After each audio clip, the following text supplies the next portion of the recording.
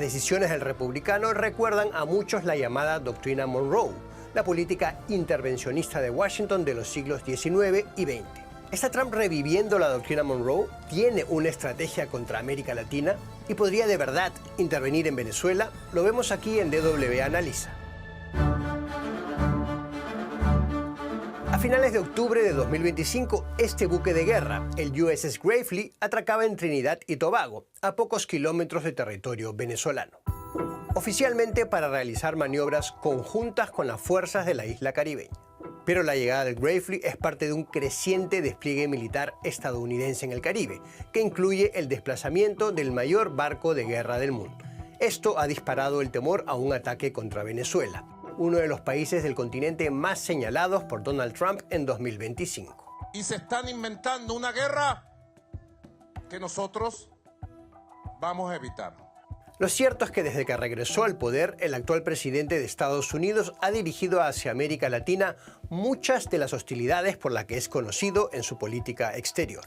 Hay muchas más acciones y decisiones y políticas relacionadas con América Latina en estos primeros 10 meses de la administración Trump.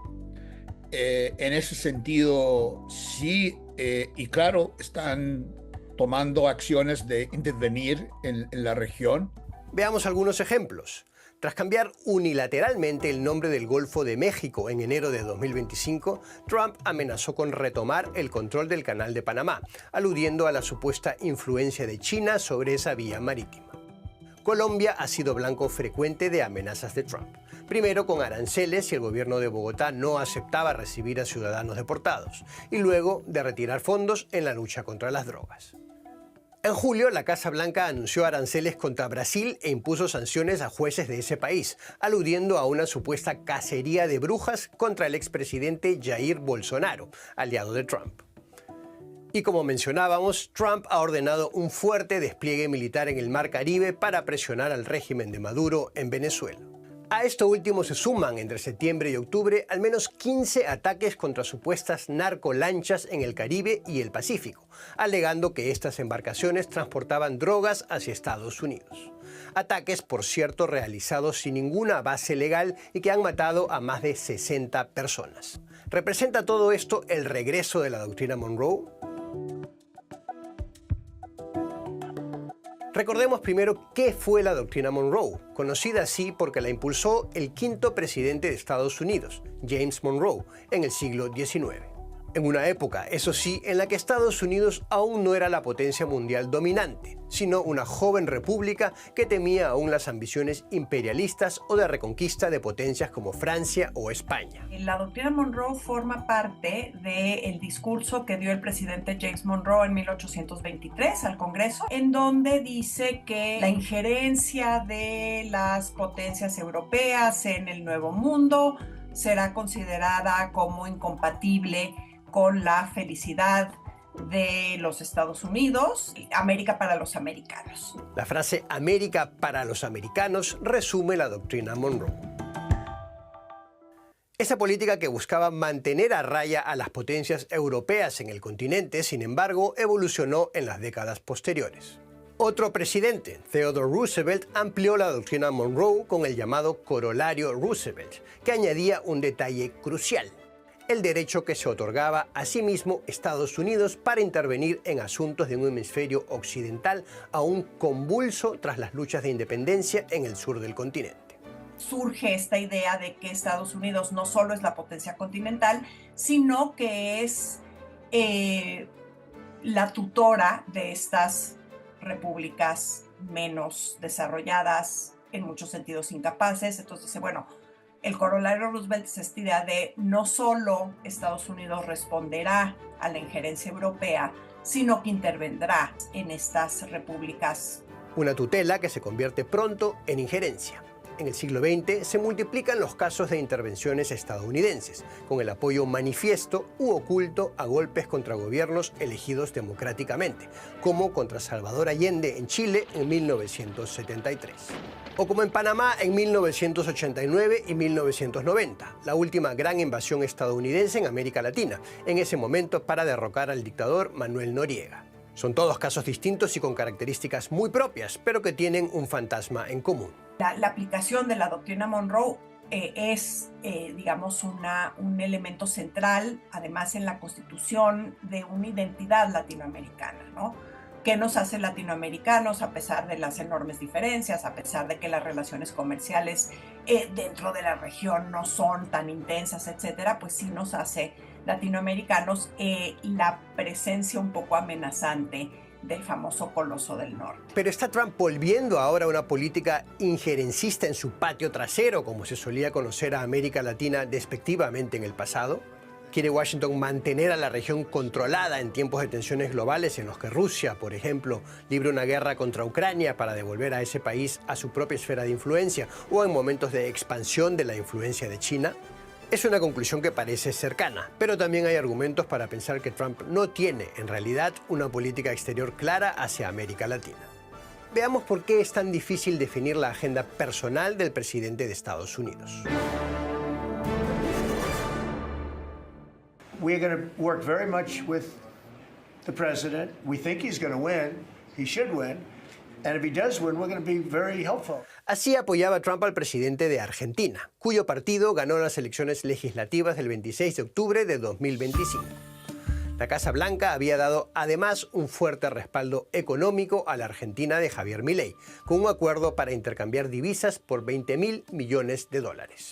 Y es que aunque hemos hablado de las hostilidades de Trump hacia América Latina, también es cierto que hay países que tienen su apoyo. Además de Argentina, está El Salvador, que recibe y encarcela a latinoamericanos deportados por la política de mano dura de Trump con la inmigración. Por el apoyo a Milei, Trump incluso ha asumido el riesgo de enfadar a su base de simpatizantes, el amplio movimiento conocido como MAGA, por Make America Great Again, uno de sus eslóganes políticos. La agenda nacionalista de esos grupos aboga por un Estados Unidos más aislacionista. Por eso muchos creen que la explicación tiene que ver con otros intereses. Es que Estados Unidos, hay muchos bonistas que tienen bonos, estadounidenses que tienen bonos en argentinos, y ellos han tenido una victoria con el triunfo de Milei, y si del otro lado hubiera triunfado, hubiera costado mucho. Y son gente que son muy cercana a Trump y son cercana a Scott Bessent, el secretario del Tesoro. Entonces, por eso hay un motivo, como siempre, en Trump, más personal. Es posible que en la política hacia Colombia también pesen sobre todo los aspectos personales en la relación que Trump tiene con su homólogo Gustavo Petro, en este caso de forma negativa. Obviamente hay una relación muy hostil entre Trump y Petro, que fue totalmente esperado. Conociendo las personalidades de ambos mandatarios, no fue difícil predecir que eso iba a pasar. Well, he's a thug and bad guy. He's a guy that is making a lot of drugs. Como parte del intercambio de agravios con Petro, Trump amenazó con suspender la cooperación en materia de narcotráfico con Colombia. Algo que sería un despropósito, creen muchos expertos, porque ese país ha sido un aliado estrecho de Washington en la lucha contra las drogas en las últimas décadas. ¿Cuál es la estrategia entonces? Me parece que hay que distinguir entre lo que estamos viendo con Trump, con otras administraciones, otros momentos en la historia de la relación Estados Unidos-América Latina, cuando sí hubo, me parece, una lógica, una coherencia en la política que para mí es difícil identificar en este momento. Y ahora son acciones más erráticas, más impulsivas a distintos países por distintos motivos, muchos de ellos siendo muy personalistas y muy de emociones. Una falta de coherencia que se puede ver incluso en el caso de las presiones a Panamá por la creciente influencia de China y su supuesto control del canal. Y sin embargo, haces cosas como la política arancelaria, que lo que va a hacer es abrirle mayores espacios a China en América Latina. Y digamos de manera muy, muy inmediata, ¿no? Esto de la soya que se vende, que dejaron de comprar soya estadounidense para comprar soya argentina. Entonces, ¿cuál es la apuesta a largo plazo? Pues no queda muy clara. Volvamos por último a Venezuela. ¿Podría la política de Trump desembocar en una escalada? Las maniobras militares en el Caribe están aumentando fuertemente la presión contra Maduro.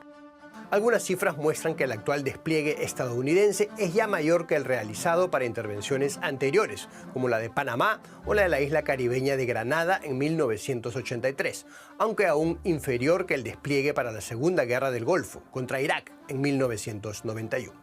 Pero muchos expertos albergan la esperanza de que la política de Trump frente al régimen de Venezuela no llegue a la guerra.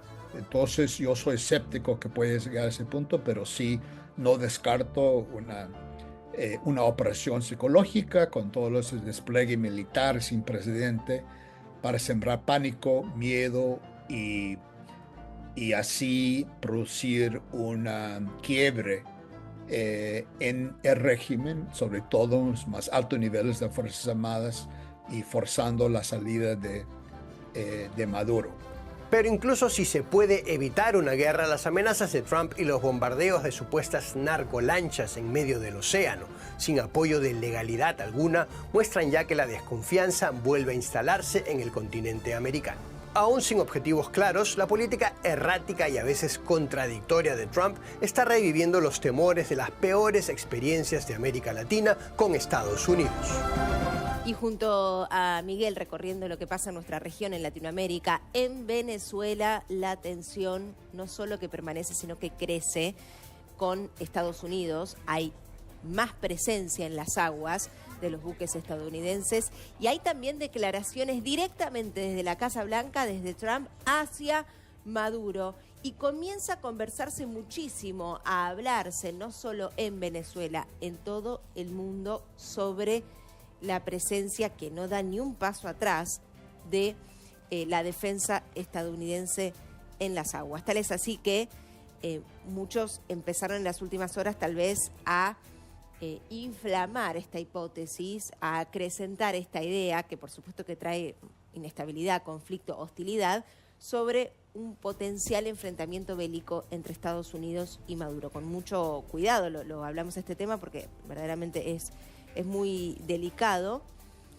y todo parte desde la advertencia que Trump hizo sobre los días contados que tiene Maduro en el poder venezolano, ¿no? Y con un montón también de encuestas que demuestran la corrupción que mantiene hace años y sobre todo la destacada performance allí que muchos consideran como una estafa electoral correspondiente a las últimas elecciones en Venezuela, donde Corina Machado habría sido la ganadora. Bueno, de esta manera, los comentarios de Trump han disparado, fagocitado las versiones que analistas, que inclusive en las calles mismas, en Estados Unidos, en Venezuela, en otros lugares de Mesoamérica, en otros lugares de Latinoamérica, se habla sobre un enfrentamiento que puede escalar.